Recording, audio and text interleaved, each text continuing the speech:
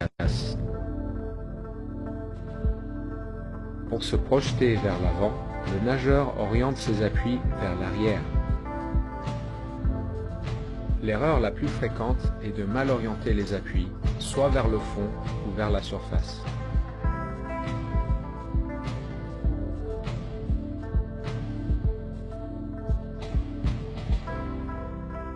Les nageurs experts utilisent l'intégralité de l'avant-bras et de la main pour se propulser vers l'avant.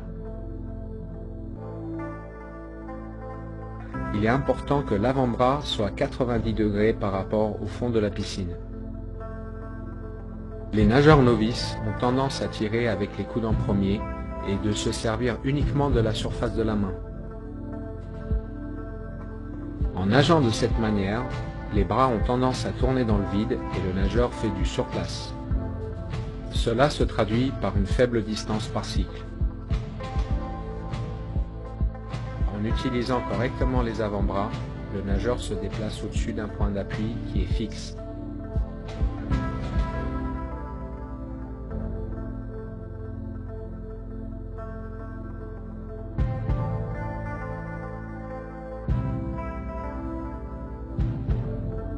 Si la trajectoire de la main s'éloigne trop de l'axe central, il y a une perte de force. Il est important que la main suive une trajectoire rectiligne qui se trouve sous l'axe de l'épaule. Si l'avant-bras reste bien placé, le coude se décale inévitablement vers l'extérieur.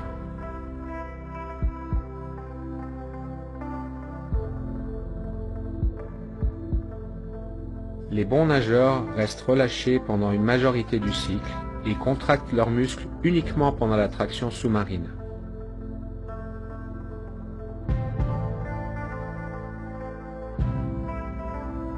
Les masses d'eau sont pulsées vers l'arrière et nous pouvons identifier deux phases de propulsion.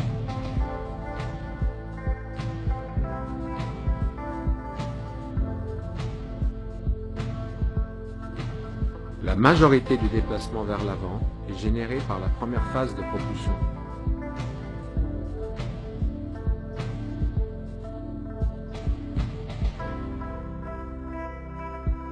Puisque l'eau est un milieu très dense, il est primordial d'avoir une propulsion continue en évitant les temps d'arrêt entre les phases propulsives. Le contre-exemple en natation est le crawl rattrapé.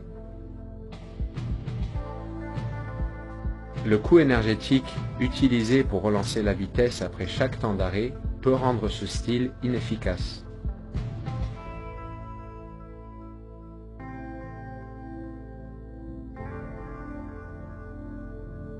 Dans toutes les nages, une propulsion efficace est le résultat d'une orientation correcte des appuis, de l'utilisation des bons muscles au bon moment et de la continuité.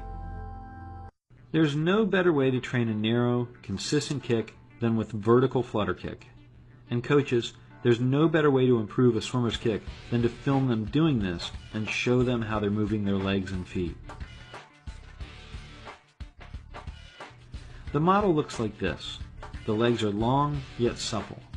The toes are pointed, yet the feet and ankles are flexible. The kick initiates with the hips and thighs, and not with the knees. The kick is quick, narrow, and continuous. The swimmer maintains a long body line and avoids the common mistake of folding into a bicycling position.